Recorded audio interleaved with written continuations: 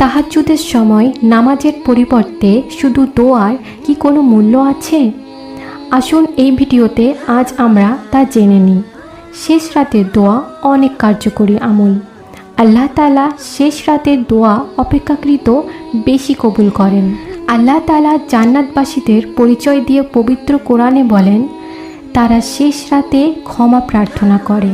হাদিসে এসেছে, ওবাদা ইবনে সামিত রাদিয়াল্লাহু আনহু থেকে বর্ণিত, তিনি বলেন, নবী সাল্লাল্লাহু আলাইহি ওয়াসাল্লাম বলেছেন, যে ব্যক্তি রাতে জেগে ওঠে এবং এই দোয়া পড়ে, লা ইলাহা ইল্লাল্লাহু ওয়াহদাহু লা শারিকা লাহু লাহুল মুলকু ওয়া লাহুল হামদু ওয়া হুয়া আলা কুল্লি শাইইন কদির ওয়া সুবহানাল্লাহি ওয়ালহামদুলিল্লাহি ওয়া লা ইলাহা ইল্লাল্লাহু ওয়াল্লাহু আকবার ওয়া লা হাওলা ওয়া লা কুওয়াতা ইল্লা বিল্লাহ, যার অর্থ হলো, এক আল্লাহ ছাড়া প্রকৃত কোনো ইলাহ নেই, তিনি এক, তার কোনো শরিক নেই, রাজ্য তারই, যাবতীয় প্রশংসা তারই, তিনি সব কিছুর উপর শক্তিমান, যাবতীয় হামদ আল্লাহরই জন্য, আল্লাহ তাআলা পবিত্র, আল্লাহ ছাড়া সত্য কোনো ইলাহ নেই, আল্লাহ মহান, গুনাহ থেকে বাঁচার এবং নেক কাজ করার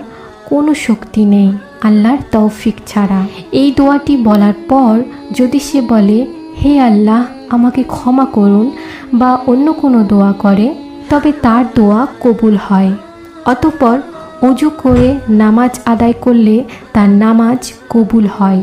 অন্য এক হাদিসে এসেছে, মুআজ ইবনে জাবাল রাদিয়াল্লাহু আনহু থেকে বর্ণিত, নবী সাল্লাল্লাহু আলাইহি ওয়াসাল্লাম বলেছেন, যে মুসলিম ব্যক্তি পবিত্র অবস্থায় ও মহান আল্লাহকে স্মরণ করে রাত কাটায় এবং রাত জেগে আল্লাহর কাছে দুনিয়া ও আখিরাতের কল্যাণ লাভের দোয়া করে, আল্লাহ তাকে তা দান করেন।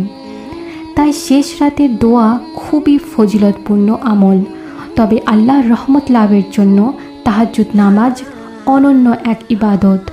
মহান আল্লাহর সন্তুষ্টি অর্জনে তাহাজ্জুদ নামাজ অন্যতম মাধ্যম। পূর্ববর্তী নেককার ও উত্তম বান্দারা তাহাজ্জুদের ব্যাপারে সচেতন থাকতেন। নবীজি সাল্লাল্লাহু আলাইহি ওয়াসাল্লাম বলেন, তোমরা তাহাজ্জুদের নামাজে অভ্যাসী হও, কারণ তা তোমাদের পূর্বতন নেক বান্দাদের অভ্যাস। তা তোমাদের প্রভুর নৈকট্য দানকারী ও পাপক্ষালনকারী এবং গুনাহ হতে বিরতকারী আমল। রাতের শেষ ভাগে ঘুম থেকে উঠে যে নামাজ আদায় করা হয়, মূলত সেটাকে তাহাজ্জুদের নামাজ বলা হয়। 5 ওয়াক্ত নামাজের পর শ্রেষ্ঠ নামাজ তাহাজ্জুদ। মহানবী সাল্লাল্লাহু আলাইহি ওয়াসাল্লাম ইরশাদ করেছেন, রমজানের পর সর্বশ্রেষ্ঠ রোজা হলো আল্লাহর মাস মহরমের রোজা, আর ফরজ নামাজের পর সর্বশ্রেষ্ঠ নামাজ হলো রাতের অর্থাৎ তাহাজ্জুদের নামাজ। আল্লাহ তাআলা নবীজিকে বলেন, আর রাতের কিছু অংশে তাহাজ্জুদ পড়বে, এটা তোমার অতিরিক্ত দায়িত্ব, অচিরেই তোমার রব তোমাকে প্রশংসিত স্থানে প্রতিষ্ঠিত করবেন। রাসূলুল্লাহ সাল্লাল্লাহু আলাইহি ওয়াসাল্লাম ইরশাদ করেছেন, আল্লাহ ওই বান্দার ওপর রহম করুন যে রাত্রিকালে উঠে নামাজ আদায় করে এবং তার স্ত্রীকেও জাগায় এবং সেও নামাজ আদায় করে। যদি সে অর্থাৎ তার স্ত্রী নিদ্রার চাপে উঠতে না চায়, তবে সে ভালোবেসে তার মুখে পানি ছিটিয়ে দেয়। আল্লাহ তাআলা ওই মহিলার ওপরও রহম করুন যে রাত্রিতে উঠে নামাজ আদায় করে এবং তার স্বামীকে ঘুম থেকে জাগায় এবং সেও নামাজ পড়ে। যদি সে ঘুম থেকে উঠতে না চায়, তবে সে ভালোবেসে তার মুখে পানি ছিটিয়ে জাগিয়ে তোলে। তাহাজ্জুদের এতই ফজিলত যে ঘুমের কারণে যেন কেউ পুরোপুরি বঞ্চিত না হয়, সেজন্য ঘুমানোর আগে অন্তত 2 রাকাত নামাজ পড়তে উৎসাহিত করতেন নবীজি সাল্লাল্লাহু আলাইহি ওয়াসাল্লাম। হাদিস শরীফে ইরশাদ হয়েছে, রাত্রি জাগরণ কষ্টকর ও ভারী জিনিস, তাই তোমরা যখন শোয়ার আগে বিতর পড়বে, তখন 2 রাকাত নফল নামাজ পড়ে নেবে, পরে শেষ রাতে উঠতে পারলে অন্যথায় এই 2 রাকাতই কিয়ামুল লাইল অর্থাৎ তাহাজ্জুদের ফজলত লাভের উপায় হবে।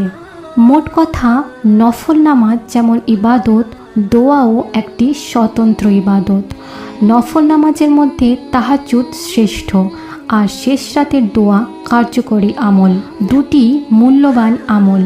শেষ রাতে নামাজ ও দোয়া সম্পর্কে কোরআন হাদিসে অনেক বর্ণনা রয়েছে, তাই আমরা চেষ্টা করব শেষ রাতে তাহাজ্জুদ নামাজ, দোয়া দরুদ ও জিকির আজকার করার।